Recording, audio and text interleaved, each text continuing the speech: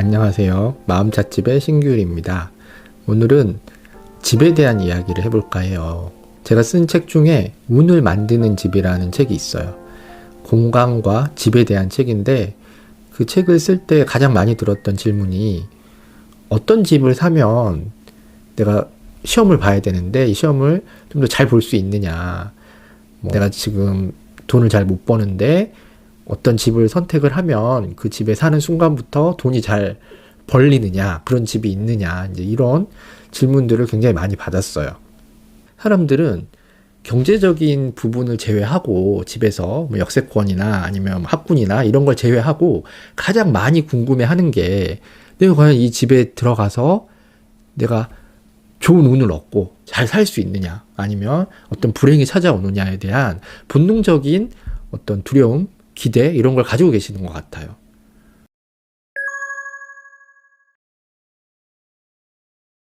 이런 식의 명당과 흉당에 대해서 생각하다 보면 예전에 옛날 사람들이 생각하던 그런 명당 혹은 흉당의 개념과 지금 사람들이 생각하는, 지금 사람들에게 필요한 명당과 흉당의 개념이 많이 달라졌다라는 생각이 들어요. 이제 예전 같은 경우에는 이 명당의 기준이 밖에 있었어요. 집 밖에.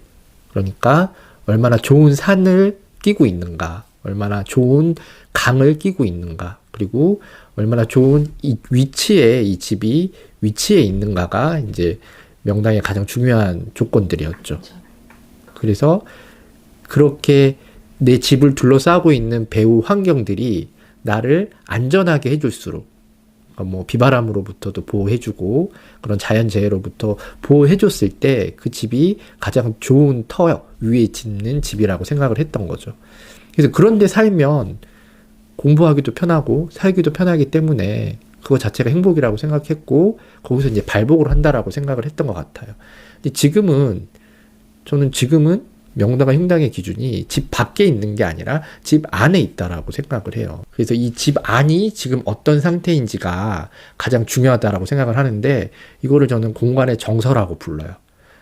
제가 예전에 로마에 여행을 간 적이 있는데 일정이 약간 변경이 돼서 원래 가던 대로 가지 못하고 그 가이드를 따라서 전혀 낯선 곳, 계획이 없던 곳에 간 적이 있어요.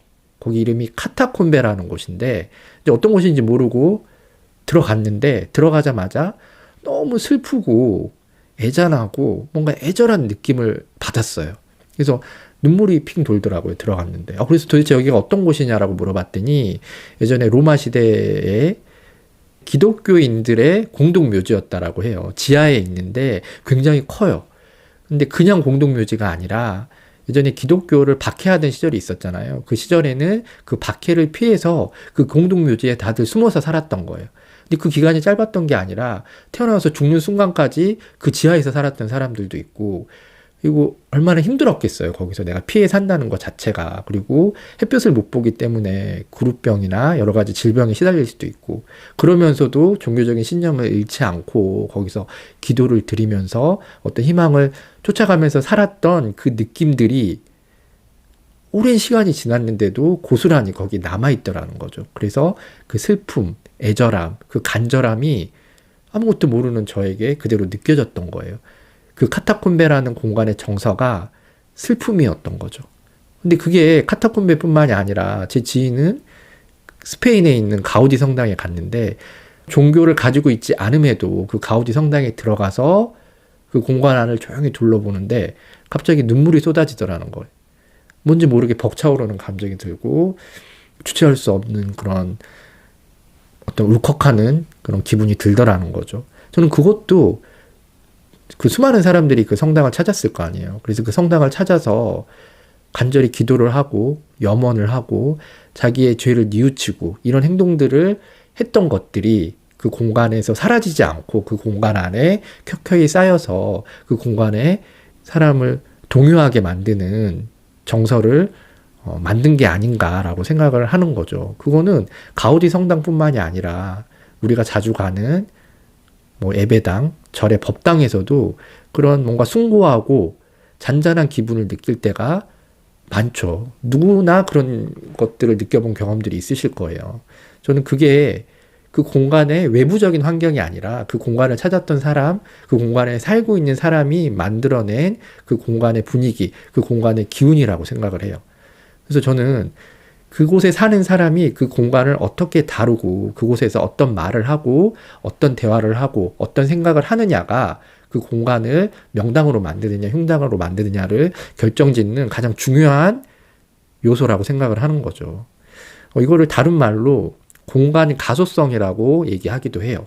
이건 이제 신경 가소성이라는 말에서 따온 말인데, 신경 가소성은 신경 회로가 내가 공부하는 거에 맞춰서 변하고 성장한다라는 의미예요. 공간도 마찬가지라는 거죠.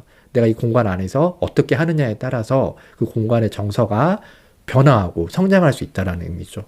그래서 저는 지금 시대에서는 적어도 내가 내 공간을 흉당으로도 만들 수 있고 명당으로도 만들 수 있는, 어떻게 보면 가장 가변적인 시대에 살고 있다라고 생각해요. 요즘에 자이든 타이든 집에서 시간을 보내는 분들이 되게 많아졌잖아요. 그래서 나는 집에서 쉬면서 일을 하면 되게 좋을 줄 알았는데 집에 있을수록 되게 답답하고 우울하고 뛰쳐나가고 싶고 뭔가 오히려 회사 가는 게 더 편한 것 같고, 이런 기분이 든다면 나도 모르게 내가 살고 있는 공간을 흉당으로 만들어 놓은 거예요. 이런 집은 내가 즐거운 마음으로 밖에서 놀다가 집에 들어가려고 문고리를 잡는 순간부터 우울해지는 경우가 많아요. 뭔가 쓸쓸해지고 외로워지는 거죠. 이런 경우는 내가 내 집에서 그렇게 쓸쓸한 생각을 많이 하고 외로운 감정을 품고 뭔가 어두운 그런 분위기를 만들어냈다라는 거죠. 마치 공간은 하얀 백지 같아서 내가 어떻게 거기다가 무언가를 그리고 색칠을 했느냐가 사라지지 않고 그대로 남아있는 거예요. 그러니까 내가 매번 들어가면서 내가 만들어 놓은 그런 풍경들을 내 눈으로는 안 보이지만 내 온몸으로 느끼고 영향을 받고 있다라는 거죠.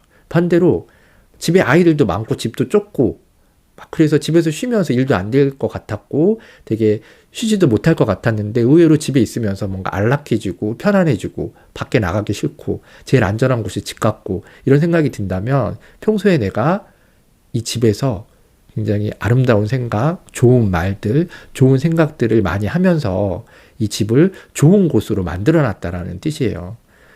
이게 왜 중요하냐면 내가 내 공간을 나도 모르게 그렇게 만들었다면 다른 공간에 가서도 그 공간을 그렇게 만들어 놓을 여지가 되게 많거든요. 내 집을 내가 명당으로 만드는 힘이 있다라면 내가 자주 가는 카페, 내가 일하는 회사, 아니면 내가 들리는 어느 다른 장소 역시 나의 이런 좋은 에너지, 그리고 내가 평소에 습관적으로 하는 이런 좋은 생각들, 좋은 대화들이 그 공간을 나도 모르게 좋은 공간으로 만들어주는 힘이 있다라는 거죠. 그런데 반대로 내가 살고 있는 곳을 나도 모르게 내가 흉당으로 만들고 있다라면 내가 거쳐가는 모든 공간들도 그렇게 흉당으로 만들어내는 힘이 나한테 있다라는 걸 아셔야 되는 거죠.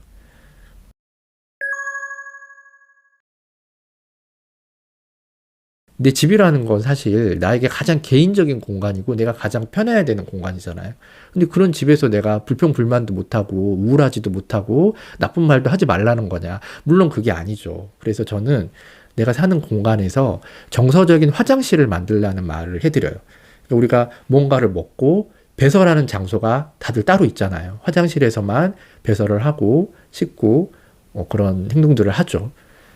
정서적인 면에서도 마찬가지라는 거예요. 내가 일상생활을 하면서 뭔가 스트레스를 받고 힘든 일이 있으면 그런 힘든 정서적인 노폐물들을 어떤 특정한 장소를 만들어서 그곳에서만 배설을 하라는 거죠. 그곳에서만 우울하고 그곳에서만 쓸쓸하고 그곳에서만 화를 내라는 거예요.